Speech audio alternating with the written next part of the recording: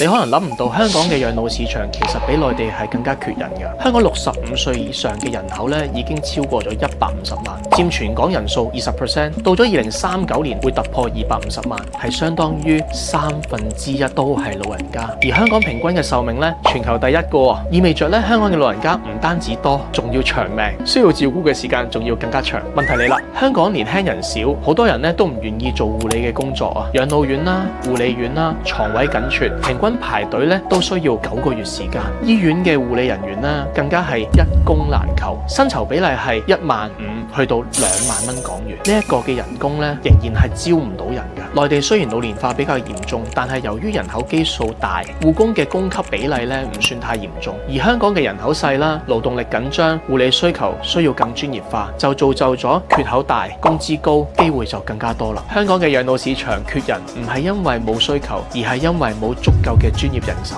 對於學習護養技能嘅人嚟講呢，就係一個機會啦。你點睇呢？如果有機會嚟香港做護老嘅工作，你願意一試嗎？